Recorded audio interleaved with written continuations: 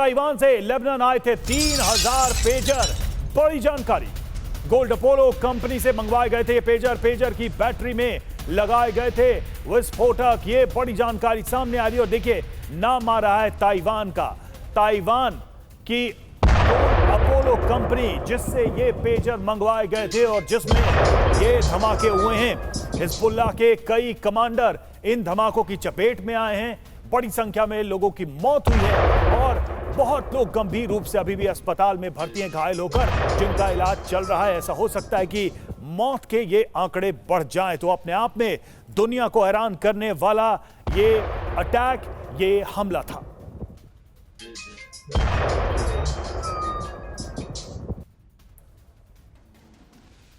तो हर तरफ यही बात हो रही कि पेजर आए कहां से, ताइवान का नाम, ताइवान की कंपनी का नाम इसमें सामने आ रहा है और वहीं से ये पेजर मंगवाए गए थे। अपने कम्युनिकेशन को हिजबुल्लाह और ज्यादा सुरक्षित और ज्यादा सेफ बनाना चाह रहा था, लेकिन देखिए ये दांव उल्टा पड़ गया और पेजर सीरियल ब्लास्ट हुए हैं लेबनान में, साथ ही सीरिया में भी। और इसने एक तरीके से जो कम्युनिकेशन की पूरी स्ट्रैटेजी थी उसको ठप कर दिया है। अब एक डर है लेबनान में, हिजबुल्लाह में पेजर के इस्तेमाल को लेकर या ऐसे किसी भी डिवाइस के इस्तेमाल को लेकर लोगों से अपील की गई है कि वो पेजर का इस्तेमाल ना करें, क्योंकि जो धमाके हुए हैं उसने ये बता दिया है कि इजराइल की योजना कितनी कारगर, कितनी सटीक है और कितनी व्यापक है।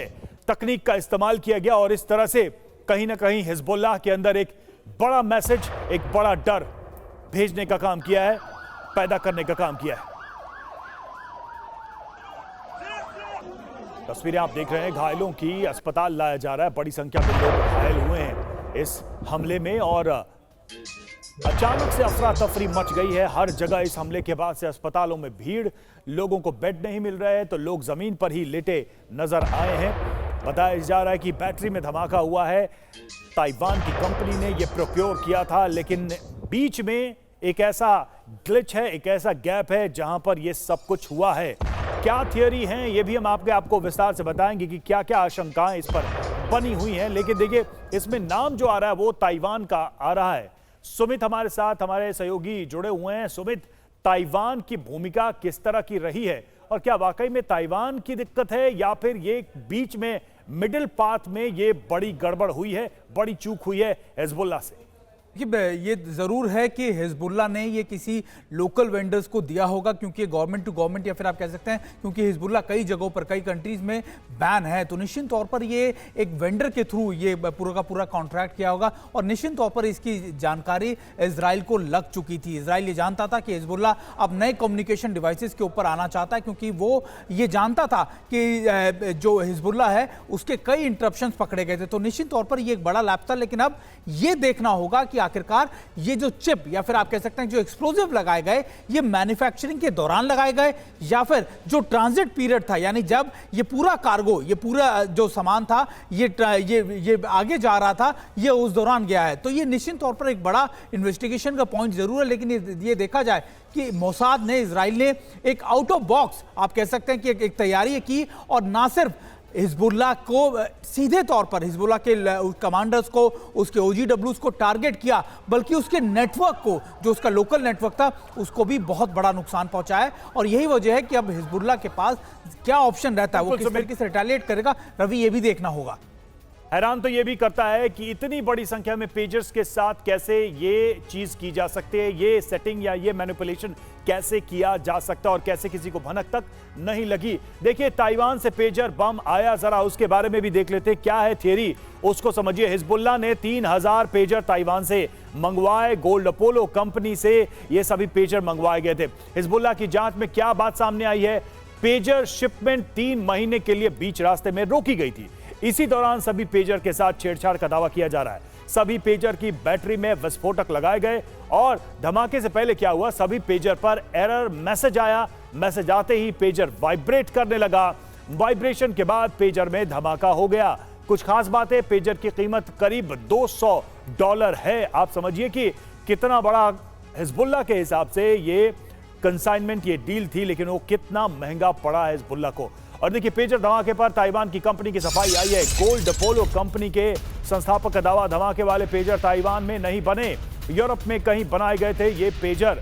ये बात कही गई है। ये देखिए सफाई भी आ गई गोल्ड अपोलो कंपनी की तरफ से, जैसे इस पूरे मामले में इस कंपनी का नाम आया।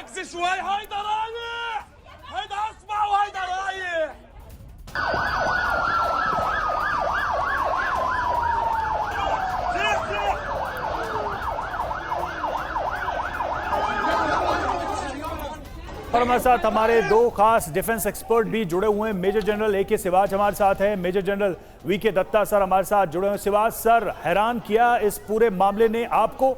दुनिया में पहली बार हम ऐसा इंसिडेंट देख रहे हैं। क्या आपका असेसमेंट कहता है ये शुरुआत है किसी बड़ी नई और मॉडर्न वॉरफेयर की? हाँ बिल्कुल, देखो सच्चाई ये बात है कि ये पहले हम समझना चाहिए कि ये पेजर का इस्तेमाल हिजबुल्लाह क्यों कर रहा था। क्योंकि जो अगर आप मोबाइल का इस्तेमाल करें तो वो नेट के थ्रू उसकी लोकेशन लोकेट करना बड़ा आसान है और फिर उस पर आपके ऊपर हमला हो सकता है। तो इसलिए जानबूझ के जो हिजबुल्लाह है उसने जो मोबाइल टेलीफोन का इस्तेमाल बंद करके पेजर, जो कि भारत के अंदर 90s में यूज़ होता, उसकी वजह यह है कि पेजर जो है लोकल कम्युनिकेशन ही यूज़ करता है और पेजर की जो फुटप्रिंट है वो नहीं पता चलता, और इसलिए पेजर का इस्तेमाल हिजबुल्लाह कर रहा था क्योंकि उसको ट्रैक करना बड़ा मुश्किल है, स्पेशली इजराइल के द्वारा। मगर हुआ क्या कि ये जो नई कंसाइनमेंट जो आई थी हिजबुल्लाह पे, उसको ट्रैक करके इजराइल ने उसके अंदर जो है एक इस प्रकार का इंस्ट्रूमेंट लगा दिया कि जब इसका टेम्परेचर बढ़ेगा, मैसेज जैसे आप खोलोगे इसकी जो लिथियम की बैटरी वो एक्सप्लोड करेगी, और इसके कारण आप देखें कि कितना प्रॉब्लम आई है पूरे लेबनान में। जो साउथ लेबनान है उसके अंदर कम से कम 10,000 जहां पर ऐसा लगता है धमाके हुए, जिसमें 3 से 4,000 लोग जख्मी हैं, 10 के करीब मारे गए। ईरान का जो एम्बेसडर था लेबनान में वो भी इंजर्ड है। तो आप देखें एक भूचाल मचा दिया। अभी हिजबुल्लाह जो है इससे काफ़ी घबराया हुआ था। अगर आप देखें हसन नसरुल्लाह, उसने ये वार्निंग भी था, इनको कहीं ना कहीं आइडिया था कि इजराइल कुछ मोसाद कुछ ऐसा कर सकता है, मगर उसके ऊपर उन्होंने रेमेडियल मेजर नहीं लिया। और मुझे लगता है ये बिगिनिंग है ऐसा, और पहली बार ऐसा हुआ है कि जिस प्रकार से पेजर का इस्तेमाल एक प्रकार से टारगेट की तरह, एक बॉम्ब की तरह इस्तेमाल किया गया है। मुझे लगता है इस टाइप का आर्टिफिशियल इंटेलिजेंस को यूज करते हुए ऐसी टेक्नोलॉजी को और भी ज्यादा इस्तेमाल होगा। कुल मिलाकर सर ये देखा जाए कि हिजबुल्लाह क्या करेगा, कुल मिलाकर देखा जाए तो हिजबुल्लाह जिस चीज से बचने की कोशिश कर रहा था वही चीज उसे महंगी पड़ी पेजर के इस्तेमाल की वजह से। और देखिए रॉयटर्स की तरफ से इस ब्लास्ट को लेकर, धमाके को लेकर एक अहम खबर सामने आई है। रॉयटर्स के हवाले से ये बड़ी खबर सामने आ रही है। रॉयटर्स के हवाले से खबर यह है कि पेजर्स में छिपाया गया था 3 ग्राम विस्फोटक। हिजबुल्लाह को महीनों तक नहीं थी इसकी जानकारी। पेजर में विस्फोटक को स्कैन करना मुश्किल था। तो देखिए यह बात सामने आ रही है रॉयटर्स के हवाले से कि विस्फोटक इसमें इस्तेमाल किए गए इस पेजर में, और इसकी जानकारी, इसकी भनक हिजबुल्लाह को नहीं लगी। तो पेजर ब्लास्ट कैसे दहला लेबनान, जरा कुछ अहम बातों पर गौर करते हैं। मोसाद ने पेजर में विस्फोटक लगाया, यह बात सामने आ रही है, दावा सामने आ रहा है। सभी पेजर में 3 ग्राम तक विस्फोटक रखे गए थे और इसी वजह से यह धमाका हुआ। पेजर में बोर्ड के अंदर विस्फोटक का प्रोग्राम सेट किया गया था। कोड के जरिए पेजर को ब्लास्ट कराया गया और ये धमाके हुए। और देखिए कि एक साथ सभी पेजर में ब्लास्ट हुआ है, एक साथ ये धमाके हुए अलग अलग जगहों पर जहां पर पेजर उस वक्त मौजूद था, और 3 ग्राम विस्फोटक होने से ये तबाही हुई है, लोग इसमें घायल हुए। दत्ता सर, ये जो दिखाई दे रहा है, ये जो समझ में आ रहा है कि किस तरीके से ये पूरा ऑपरेशन या पूरी योजना बनाई गई थी, इसमें हिजबुल्लाह से कहां चूक हुई, आपको क्या लगता है? क्योंकि क्या हिजबुल्लाह को बिल्कुल ही अंदाजा नहीं था? अगर वो कह रहे हैं कि 3 महीने तक स्टॉल किया गया इस डिलीवरी को, यही एक ऐसा पॉइंट है जहां पर उनको शक होना चाहिए था तब, जबकि बहुत ही इसको कोई ऑफिशियल डील के तहत नहीं मंगाया जा रहा था, ग्रे मार्केट के थ्रू इसे इंपोर्ट किया जा रहा था। देखिए ऐसा है कि जो पेजर टेक्नोलॉजी में वापस जाने का हिजबुल्लाह का जो प्लान था वो ये था कि हम लो टेक्नोलॉजी की तरफ चले जाएं वापस, क्योंकि जो स्मार्टफोन है उसको डिटेक्ट करना और उसकी लोकेशन के माध्यम से इनके जो लीडरशिप है उसको टारगेट इजराइल बड़े आसानी से कर पा रहा था। और पिन पॉइंट टारगेटिंग हो रही थी, क्योंकि कोई भी स्मार्टफोन है उसके अंदर लोकेशन की जो सॉफ्टवेयर आती हैं, अगर वो आप उसको इम्पैग्नेट कर देंगे तो वो हर एक पेजर का, स्मार्टफोन का लोकेशन बताएगा। और जो पीछे इनके ये टॉप लीडरशिप हिजबुल्लाह की टारगेट हुई वो स्मार्टफोन के माध्यम से हुई। तो अभी जब नसरुल्लाह साहब ने बोला कि हम लो टेक में जाएं, सारे लोग इसको स्मार्टफोन को इस्तेमाल करना बंद कर दें, इसको मिट्टी में ज़मीन में गाड़ दें, ताकि कोई इजरायली जो हैं इसका इस्तेमाल करके आपकी जानकारी ना हासिल कर पाएँ। तो जब इन्होंने पेजर ऑर्डर करे लार्ज स्केल में, गोल्ड अपोलो कंपनी के नाम का ये पेजर है जो ताइवान में बनता है, मेरा ये मानना है अगर उन्होंने, कंपनी ने इसको डिनाई कर दिया कि हमने ये पेजर सप्लाई नहीं करे, इसका मतलब ये है कि ये एक बहुत तगड़ी वेल प्लान्ड तरीके से उसके डुप्लीकेट पेजर बनाए गए। और इस योजना को कहीं से भी भांप नहीं पाए हिजबुल्लाह के लोग या दुनिया की दूसरी एजेंसियां भी। और देखिए पेजर ब्लास्ट का नया सीसीटीवी वीडियो सामने आया, वो आपको हम दिखाने जा रहे हैं। शॉपिंग कॉम्प्लेक्स में पेजर ब्लास्ट हुआ है, ब्लास्ट से कई लोग घायल हुए हैं। शॉपिंग कॉम्प्लेक्स में ये पेजर धमाका हुआ, ये देखिए तस्वीरें।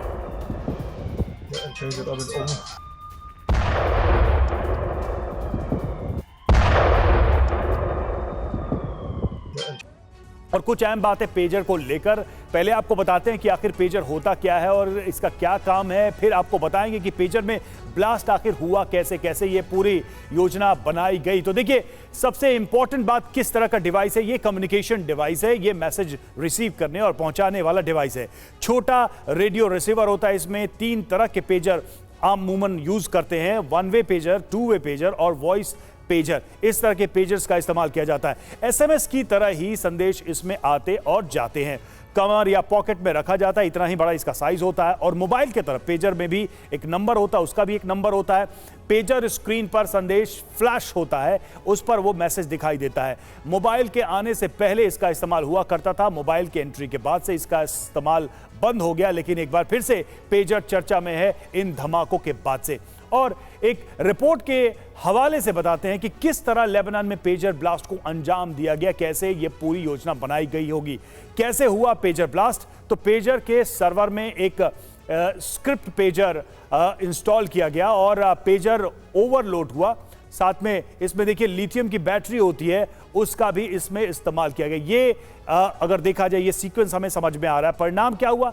ठीक है, बिल्कुल टाइमिंग के साथ, एकदम एक्यूरेट टाइमिंग के साथ इसमें सेंध लगाई गई और जैसे ही बैटरी गर्म हुई तेज धमाका हुआ और एक साथ हजारों जेब में ये पेजर फट गया।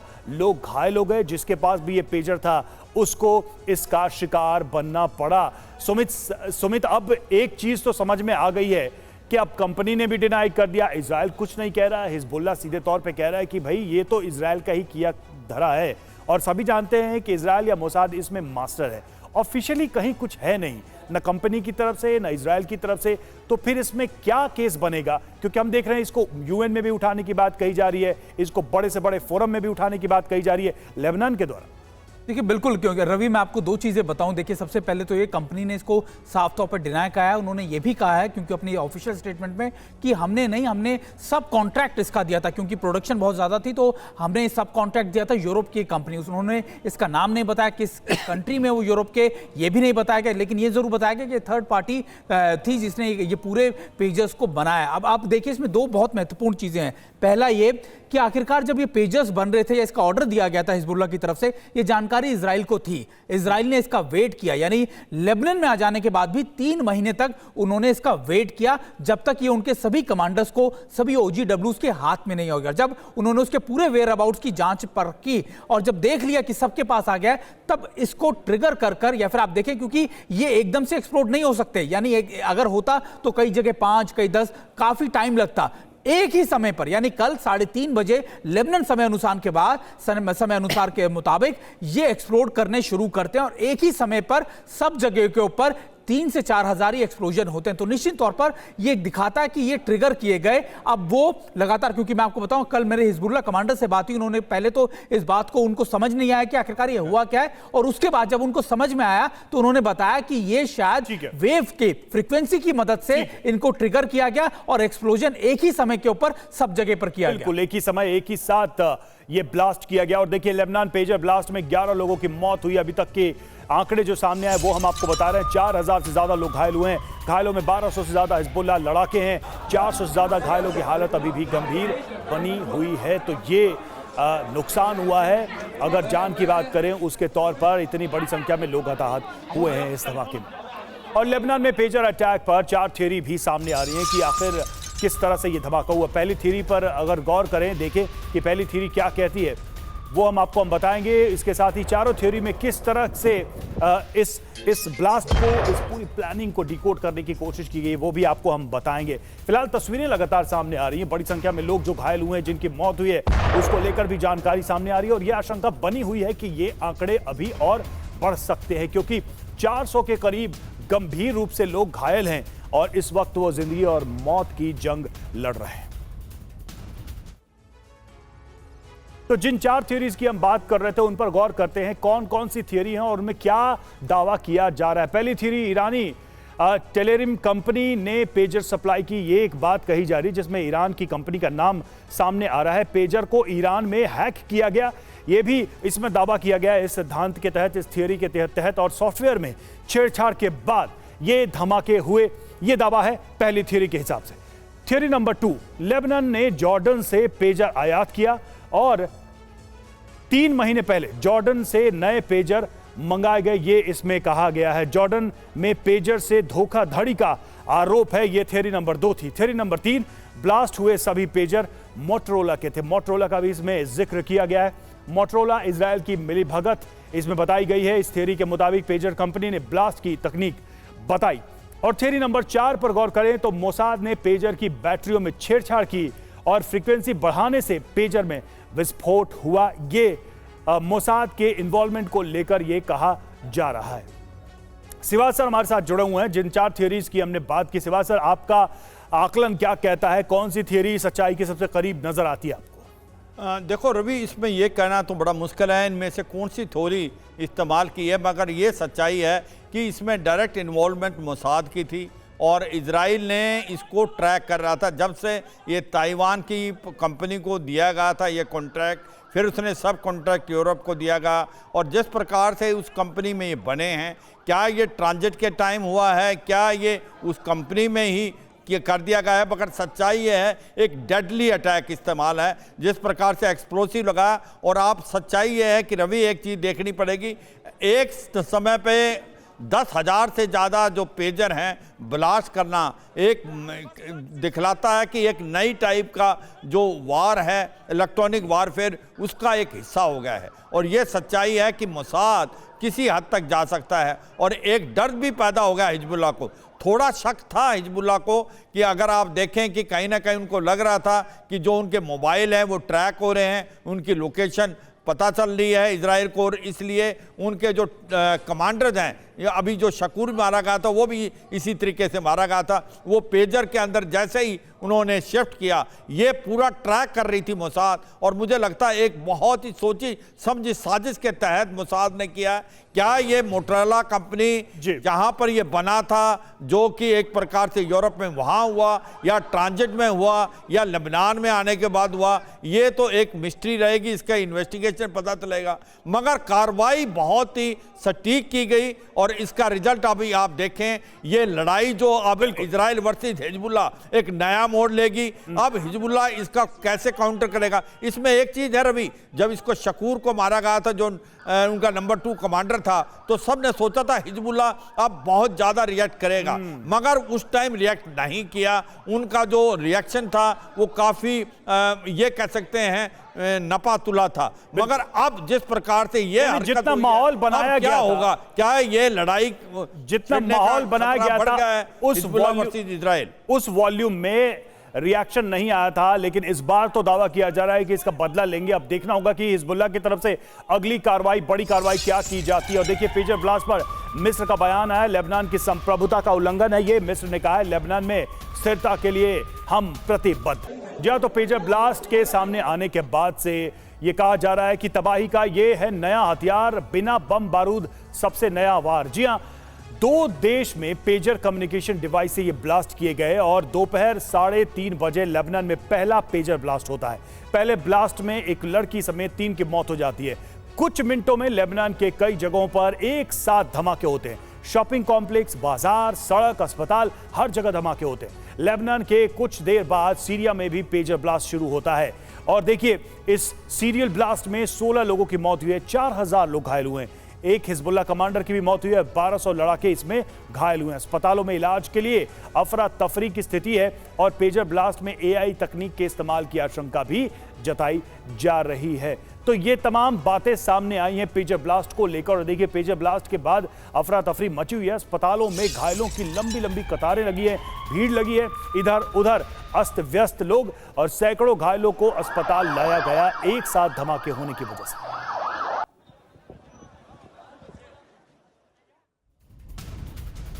और पेजर ब्लास्ट में 2 देशों के राजदूत भी घायल हुए हैं। पेजर ब्लास्ट में ईरान के राजदूत घायल हुए हैं। राजदूत के करीबी के पास रखा था पेजर और वो फट गया। यूक्रेन के राजदूत के भी घायल होने की खबर सामने आ रही है।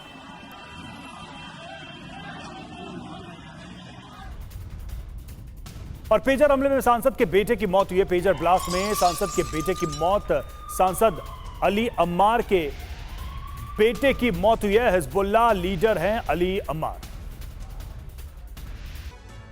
और पेजर ब्लास्ट में हिजबुल्लाह को भारी नुकसान उठाना पड़ा है। इस हमले में लेबनान के सांसद अली अम्मार के बेटे की मौत हो गई है। बड़ी जानकारी सामने आ रही है। लेबनान में पेजर ब्लास्ट, जी हां, हिजबुल्लाह को हुआ है भारी नुकसान। लेबनानी सांसद अली अम्मार के बेटे मेहंदी की मौत हो गई है। अम्मार का बेटा मेहंदी हिजबुल्लाह का कमांडर था। मेहंदी की मौत के बाद अली अम्मार ने चेतावनी दी है। पेजर ब्लास्ट के लिए इजरायल को जिम्मेदार ठहराया। हम दुश्मन को उसी की भाषा में जवाब देंगे, ये अली अम्मार ने इस घटना के बाद से कहा है।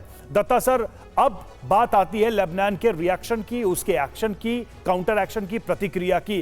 क्या लगता है आपको, जैसा कि शिवाज सर भी कह रहे थे कि पिछली बार जिस तरह का माहौल बनाया गया था उस इंटेंसिटी का रिटेलिएशन नहीं था, लेकिन इस बार तो बिल्कुल ही नया हमला है, बहुत ही डीप एक तरीके से पेन दिया है लेबनान को, हिजबुल्लाह को इजराइल ने। आप क्या एसेस करते हैं, किस तरह का काउंटर अटैक हो सकता है, किस तरह का रिएक्शन हो सकता है? अब देखिए ऐसा है, इजराइल बहुत दिन से हिजबुल्लाह को वार्न कर रहा था कि आप जो नदन इजराइल में जो गोलन हाइट में इनकी आबादी है उसके ऊपर हमला करना बंद करें।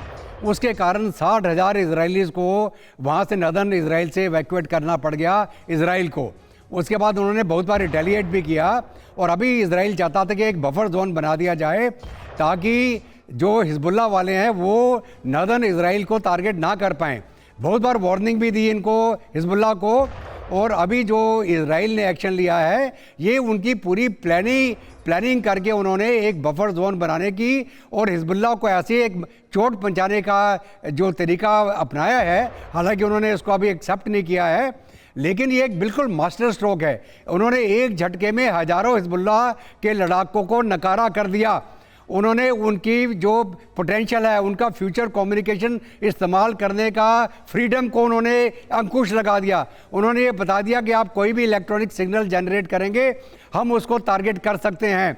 इससे हिजबुल्लाह को अभी बहुत सोच विचार करके देखना पड़ेगा कि क्या ये जंग और बढ़ेगी या ये अभी इसके ऊपर अंकुश लगेगा। अभी अमेरिका भी इसके ऊपर रिएक्शन दे रहा है कि वो नहीं चाहते कि जंग बढ़े, लेकिन अभी ये डिपेंड करेगा कि हिजबुल्लाह रिएक्ट कैसे करता है। हिजबुल्लाह कैसे रिएक्ट करेगा और मिसाइल फायर करेगा, रॉकेट फायर करेगा और इजराइल फिर उसी तरीके से ग्राउंड ऑफेंसिव लॉन्च करेगा और जो सदर्न लेबनान को क्लियर करके एक बफर जोन बनाएगा, ये मेरा मानना है। और देखिए इस बीच एक और आपको हम बयान बता रहे हैं। पेजर हमले के बाद हिजबुल्लाह का बयान सामने आया है। हमले के पीछे इजराइल का हाथ, ये हिजबुल्लाह ने कहा है। कई डिवाइस को एक साथ टारगेट किया गया, हिजबुल्लाह का बयान।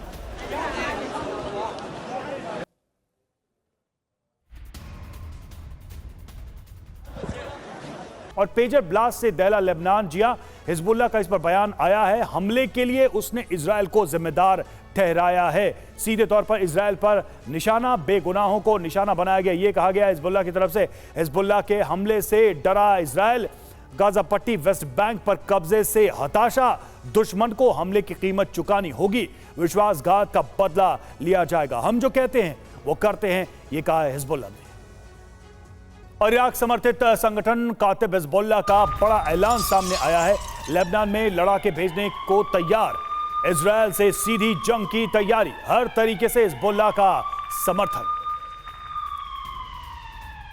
सुमित हमारे साथ इस वक्त जुड़े। सुमित, मोबिलाइजेशन ऐसा लग रहा है कि शुरू हो गया है और जितने प्रॉक्सीज हैं या फिर दूसरे गुट हैं वो शायद एक साथ कोई बड़ी लड़ाई लड़ें, कितनी संभावना लगती है इसकी? देखिए, बिल्कुल इसकी पूरी संभावना है रवि, क्योंकि अभी आप देखें कि भले ही अटैक हिजबुल्लाह पे किया गया, लेकिन सबसे ज्यादा कमेंट या फिर आप कह सकते हैं कि जो बातें आई वो सीरिया से आई, इराक से आई। यहां तक कि आज सुबह बताया जा रहा है कि 25 से ज्यादा इजराइल की कंपनीज पर या फिर उनके दूसरे आप कह सकते हैं कि मेन एडमिनिस्ट्रेटिव ऑफिस पे इराक की तरफ से साइबर अटैक्स भी किए गए। तो निश्चित तौर पर रिटेलिएशन जो होगा वो ना सिर्फ अब हिजबुल्लाह की तरफ से आएगा बल्कि कंसोलिडेट अटैक आएगा, जिसमें ना सिर्फ हिजबुल्लाह शामिल होगा, सीरिया शामिल होगा, इसके अलावा इराक से शामिल होंगे और यहां तक कि यमन से भी हूती शामिल होंगे। तो ये होगा ही होगा। और आप देखिए कि ईरान भले ही इसमें सीधे तौर पर इन्वॉल्व ना हो, लेकिन स्ट्रैटेजी और कब करना है, कैसे करना है, ये डिसाइड ईरान ही करेगा। क्योंकि अब ये सीधे तौर पर ना सिर्फ आप देखिए कि हिजबुल्लाह को एक तरीके से चुनौती है, बल्कि अब लेबनान के अंदर पूरे सिस्टम को, सिविलियंस को भी टारगेट करने की बात कही जा रही है। तो निश्चित तौर पर रिटेलिएशन बड़ा भी होगा और कोशिश करेंगे कि ज्यादा नुकसान हो इजराइल को। और टीवी 9 पर हिजबुल्लाह का क्या है दावा, एक बार फिर से आपको बताते हैं। इजराइल ने पेजर्स पर हाई वोल्टेज तरंगे भेजी, पेजर के सर्किट और बैटरियां फट गई। हिजबुल्लाह कर रहा है विस्फोट की जांच, बढ़ सकती है हताहतों की संख्या।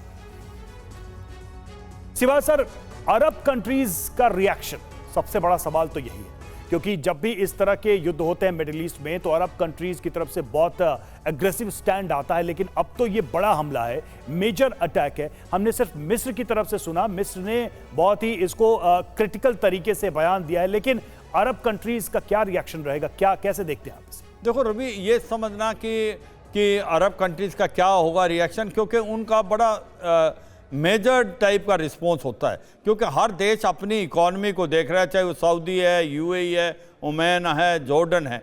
मगर अब हमें देखना है रिएक्शन ईरान का क्या होगा, क्योंकि जो ईरान है ये बैक्ड इसकी मिलिशिया हैं, जो कि आप हूती, हमास और हिजबुल्लाह, मुझे लगता है ये इकट्ठे कोऑर्डिनेटेड हमला करने की कोशिश करेंगे। हूती रिबल तो वैसे ही रेड सी से बहुत ज़्यादा सक्रिय है, इजराइल पे वो उन्होंने स्ट्राइक किया है। ये तो पहले से ही, ये तीनों एच तो पहले से ही लड़ ही रहे हैं। अब क्या होगा? कोई मेजर ब्रेक थ्रू तो उन्हें अभी भी नहीं मिला है। देखो हो क्या रहा है, ये तीन हैं और जो आपका सीरिया और इराक के अंदर जो प्रॉक्सी बैठे हैं वो भी सक्रिय होंगे। होगा क्या, देखो अमेरिका चाहता था कि कहीं ना कहीं ब्रेक थ्रू आ जाए, हमास और इजराइल की एक समझौता हो, सीज फायर हो। अब वो होना बड़ा मुश्किल हो जाएगा। इसी प्रकार से जो सोचा जा रहा था हिजबुल्लाह और इजराइल के बीच में डायरेक्ट लड़ाई ना हो, क्योंकि उसके अंदर भी अमेरिका काम कर रहा था, उस पर भी मुझे लगता है कि ठेस पहुंचेगी। जिस प्रकार से मोसाद ने ये हमला माना तो नहीं है, मगर हिजबुल्लाह को कोई शक नहीं है ये मोसाद का ही काम है, तो मुझे लगता है जो शकूर के बाद उनका रिटेलिएशन नहीं हुआ था, अब मुझे लगता है रिटेलिएशन कोऑर्डिनेटेड होगा, ईरान कराएगा, तीनों प्रॉक्सी से भी कराएगा और जो मलेशिया, इराक और सीरिया से भी हैं। और मुझे लगता है ये लड़ाई बढ़ने के चांसेस इजराइल वर्सेस हिजबुल्लाह बहुत हो गए और इजराइल चाहता भी है। देखो अगर आप नेतन्याहू की स्ट्रेटेजी देखें, वो कहता है हमास की जो मिलिट्री पावर है वो हिजबुल्लाह से 1/3 है, क्योंकि सबसे बड़ा उसका दुश्मन हिजबुल्लाह रह जाएगा, जो कि एक प्रकार के शिया मिलिशिया है। तो वो चाहेगा कि अगर उसने हिजबुल्लाह को अभी छोड़ दिया तो आने वाले समय में हिजबुल्लाह एक बहुत बड़ी प्रॉब्लम बनने वाला है इजराइल के लिए। वो चाहेगा कि हिजबुल्लाह की मिलिट्री कैपेबिलिटी को भी ब्लंट किया जाए, जिस प्रकार से हमास की आज की तारीख में उसने 60 से 70% कर दी। कई सारे स्ट्रैटेजिक इक्वेशन भी यहां पर काम करते नजर आ रहे हैं। और देखिए, पेजर विस्फोट को लेकर इजराइल अलर्ट पर, पीएम नेतन्याहू ने आईडीएफ अधिकारियों के साथ बैठक की। सुरक्षा व्यवस्था पर सेना के अधिकारियों की बैठक, रक्षा मंत्री आईडीएफ चीफ के बीच भी हुई बैठक। और पेजर ब्लास्ट पर एक रिपोर्ट के हवाले से खबर आई है, ऑपरेशन पर नेतन्याहू की थी नजर। इस रिपोर्ट में दावा किया गया नेतन्याहू की देखरेख में यह पूरा ऑपरेशन किया गया, यूएस को पहले से नहीं दी गई थी इसकी जानकारी।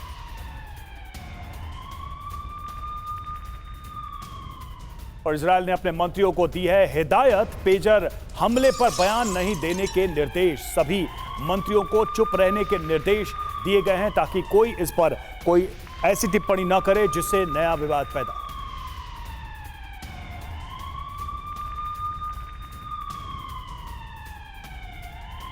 दत्ता सर, ये जो तैयारी अब हम इजराइल के फ्रंट पे देख रहे हैं, बैठकें हो रही हैं, मंत्रियों को चुप रहने के लिए कहा गया है, अमेरिका से अब जाके कम्युनिकेशन हुआ, ये भी जानकारी कि सारी चीजें नेतन्याहू की देखरेख में की गई, बट अमेरिका को इन्फॉर्म नहीं किया गया। इजराइल क्या प्रिपेयर कर रहा है, अगला मूव, अगला कदम क्या? क्योंकि जो हमला हुआ है वो तो बहुत ही बड़ा हुआ है और अपने आप में ये पूरे हिजबुल्लाह में खौफ पैदा करने वाला है। अब इजराइल की तरफ से नेक्स्ट मूव आपको क्या लगता है?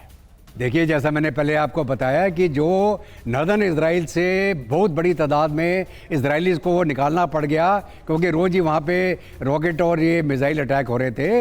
इजराइल का ये टारगेट अभी ये है कि मैं बफर जोन बनाऊंगा और उसके ऊपर ज़रूर काम करेंगे वो। अभी उसके लिए वो रीजनल वॉर चालू होती है, लिमिटेड वॉर होती है। ये इजराइल का एक्चुअल का प्लान था। अमेरिका नहीं चाहता कि ये हो, लेकिन अमेरिका शायद इसको नहीं रोक पाएगा, क्योंकि अभी जो एक साइकिल चलेगा वायलेंस का, उसके अंदर ये चीज़ एस्केलेट होने का अंदेशा है।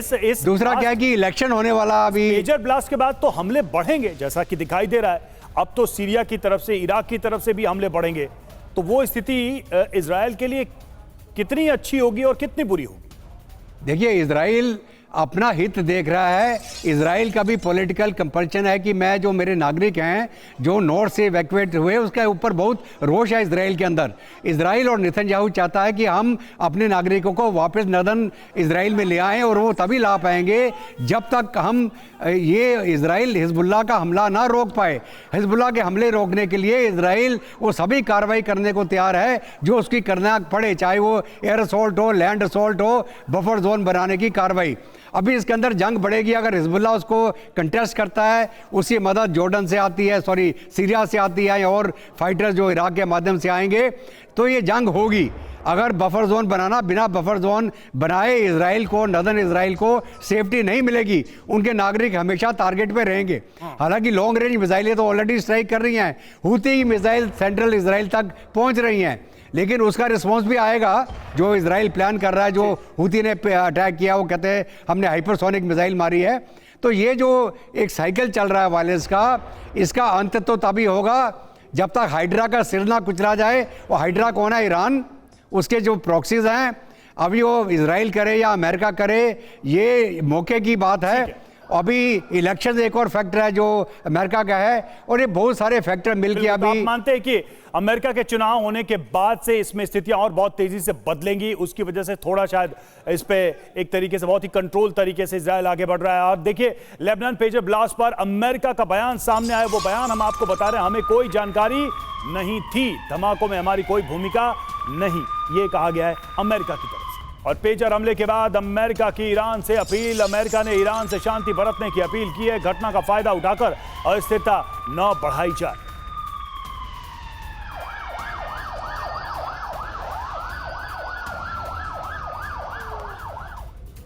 तो पेजर ब्लास्ट पर अमेरिका की नजरें टिकी हुई हैं। रक्षा मंत्री लॉयड ऑस्टिन रविवार को इजराइल के दौरे पर जाएंगे। इस बीच विदेश विभाग के प्रवक्ता मैथ्यू मिलर ने क्या कहा है वो हम आपको बता रहे हैं पॉइंट वाइज। सीरियल ब्लास्ट के बाद मध्य पूर्व में तनाव की आशंका है। यूएस का पेजर ब्लास्ट में शामिल होने से उन्होंने इनकार किया है। विस्फोट को किसने दिया अंजाम, इसकी जांच जारी है। पेजर विस्फोटों के बारे में जानकारी जुटा रहा है अमेरिका, और इजराइल हिजबुल्लाह के बीच युद्ध विराम वार्ता पर इसका असर पड़ सकता है। हमले के बाद अमेरिका ने ईरान को चेतावनी दी है। विस्फोट की घटना को तूल नहीं देने की ईरान को चेतावनी दी गई है। तो देखिए, ये अमेरिका की तरफ से प्रतिक्रियाएं हैं इस पेजर ब्लास्ट को लेकर। और पेजर ब्लास्ट पर हमास का बयान क्या है? ये इजराइल का आतंकी हमला है, आम नागरिकों को भी टारगेट किया गया। इसमें यह कहा गया है हमास की तरफ से, और सीधे तौर पे इसे एक आतंकी हमला करार दिया गया है।